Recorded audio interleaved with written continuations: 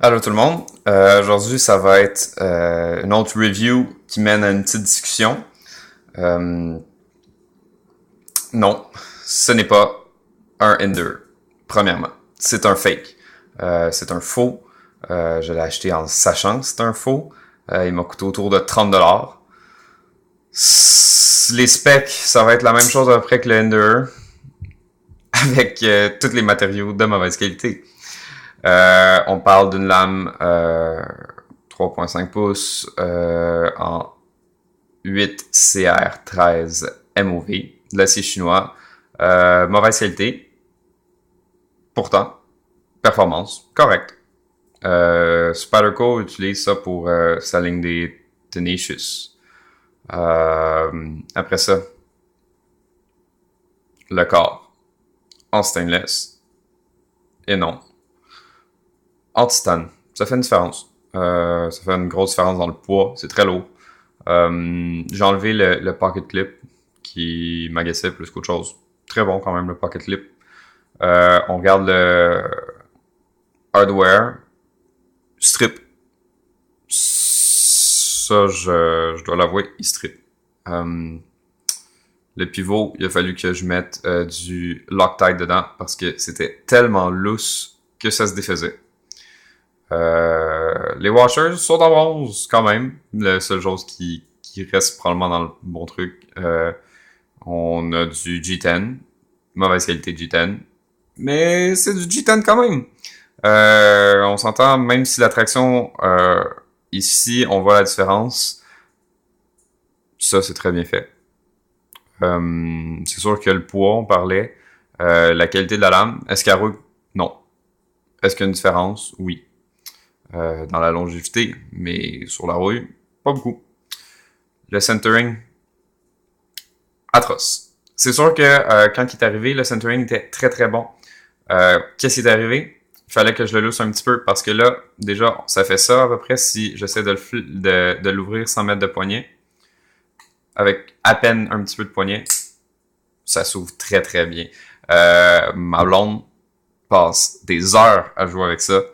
À l'ouvrir, le fermer. Elle, c'est son premier flipper qu'elle a vu de sa vie et elle est vraiment tombée en amour. Alors moi, je dis, regardez, 30$. Est-ce que ça a valu 30$? Parfaitement. Qu'est-ce qu'on a pour 30$? On a un design de fou.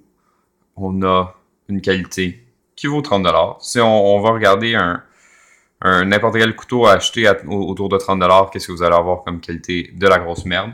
On s'entend, on a un stock pour la lame très très épais. Il n'y a pas de coupure là-dessus. Il y a le même design. C'est sûr que moi, le plus gros drawback que j'ai eu, c'est vraiment le pivot ici qu'il a fallu que j'ajuste tout le temps pour en donner une tannée vraiment le Loctite. Mais d'un coup qui est Loctite, ouais, le centering est vraiment pas parfait. Est-ce que je m'en fous? Ouais, vraiment. Est-ce que ça fait une différence? Non. Est-ce que ça marque la lame? Un petit peu. Au début, ça la marquait. Maintenant, je l'ai ajouté juste assez pour qu'elle colle pas sur le côté. Regarde. Le, la longévité du couteau sera pas folle. C'est sûr que j'ai poussé sur ça pour voir le logbar, voir. C'est vraiment un test, ce couteau, plus qu'autre chose. Je voulais savoir. Est-ce qu'un jour je vais m'acheter un Ender? Jamais. Pas au prix que ça se vend. Ça se vend quoi? Autour de 7, 6, 800 piastres. On en voit 1000 piastres.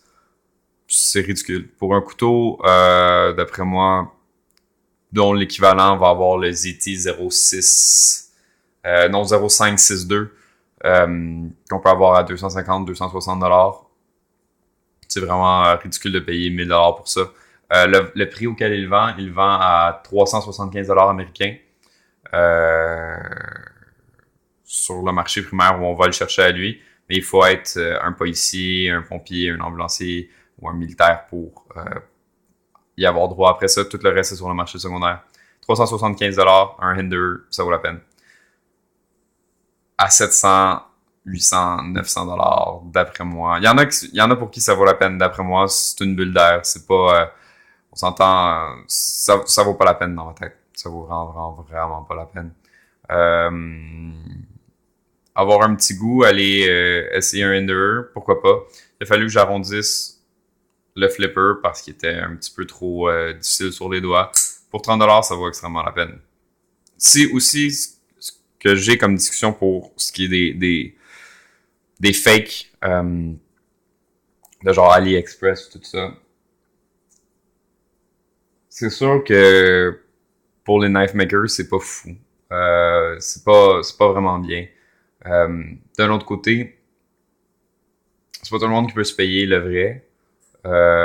Et même si tu peux te payer le vrai pour vrai, mettons que t'as 500$ à passer, 600$ à passer sur un couteau. Mais tu veux savoir s'il va te plaire. Passer 30$ d'essai d'un jour pour un fake, je vois absolument pas rien contre ça. Et c'était pour passer 1000$ sur un Strider, là, avoir un peu un essai de c'est quoi, ou même, mettons que je voulais m'acheter un Ender. Moi, c'est pas vraiment mon cas, mais j'étais quand même curieux de voir c'était pour être quoi la forme. C'est un très bon essai. Maintenant, je sais que ça me tente pas, du tout. C'est pas mon style de couteau. On me demande mon style de couteau, quelque chose de beaucoup plus épuré. Un techno. Ça, c'est épuré. Ça, j'aime ça. Des matériaux haut de gamme, $200. On parle, mettons, d'un flipper avec des matériaux très bien. On va parler, mettons, d'un Spyderco Southern, $260. C'est cher. On n'est pas au prix d'un Vrender. En tout cas, pour l'essayer, si vous voulez l'essayer, moi, je vous recommande d'aller chercher les copies. En plus, on s'entend, juste pour le design, c'est extraordinaire. C'est des couteaux super bien. J'ai été faire du camping avec ça. Là. J'ai fait du food prep. J'ai fait du fire prep. Ça, puis une hache. J'ai parti des feux. Sans problème. Est-ce que ça a tenu? Très bien. Le design est là. C'est pas rien comme design. C'est très bien. Je vous recommande vraiment d'acheter la copie. Le vrai, si votre cœur semble bien pour ça. Aussi, un autre point que j'aimerais apporter à propos des faux.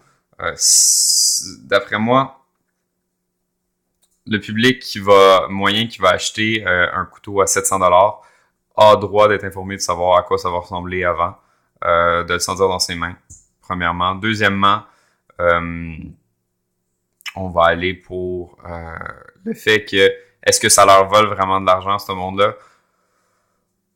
C'est vrai, c'est leur design qui a été utilisé, les droits d'auteur, tout ça, mais les Chinois s'en foutent, mais totalement, ça, des droits d'auteur, de toute façon. Mais moi qui n'ai pas l'argent de me payer un couteau à 1000$, c'est pas comme si un jour j'allais en acheter un Ender juste pour essayer de voir qu'est-ce que ça donnerait. Jamais. Les fakes que je trouve un petit peu plus dérangeants, deux catégories. Les fakes plus pour des couteaux de bas de gamme. Bas de gamme. J'ai vu des fakes pour des Endura. Regarde, tant qu'à acheter un Endura à $70, $80, achète-le. Un fake qui va te revenir à $40, j'en vois pas le but du tout.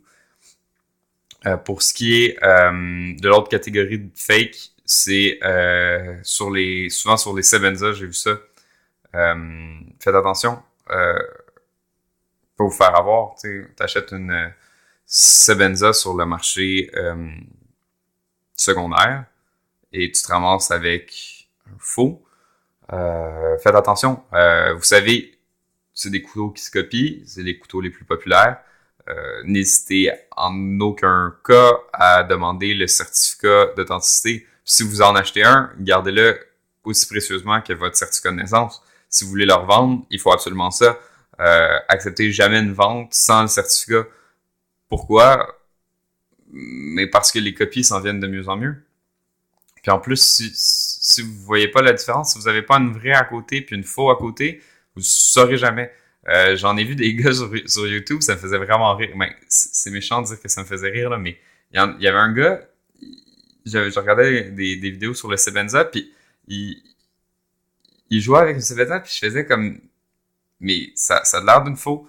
Et j'ai vu dans une vidéo plus tard où il parlait de ça, et c'était un faux, c'était vraiment bien, mais lui, il était sûr, là, mais à 100% que c'était un vrai. Alors, faites attention, regardez les vidéos, comment savoir, sentez la qualité, mais surtout la vidéo aussi que je parlais tantôt, où le gars était sûr que c'était un vrai. Tu sais, les copies sont rendues tellement bien, là, d'assez grande qualité, pour faire croire à quelqu'un qui a dépensé 500 balles là-dessus que ça valait la peine pour un couteau à 30$. Et là, quand on dit, mais à 30$, est-ce que ça vaut la peine? Bien sûr que ça vaut la peine. Un design de même de fou, avec des matériaux, on s'entend, qui sont compétitifs sur le marché de 30$. Normalement, ça va toujours être en 8 CR ou 9 CR, 13 ou 14 MOV. C'est pas mauvais. C'est vraiment, vraiment pas mauvais.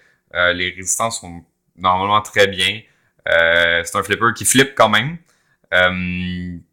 Quoi d'autre? On parle de G10. C'est sûr que c'est du stainless steel, mais le Cricut de Spyderco à 100 quelques dollars est en stainless steel pareil pour le frame. Regardez, les résistances sont bien. C'est sûr qu'on parlait du pivot qui est un petit peu chiant, mais à part ça, au pire, vous le changez pour même pas 10$ et vous avez un super bon couteau.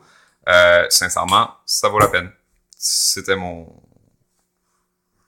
petite pensée là-dessus. Fait que à prochaine discussion. Si vous aimez les discussions, parlez-moi-en. Si vous préférez les simples reviews, parlez-moi-en. Je suis ouvert à tout ça. Alors, à la prochaine. Bye bye.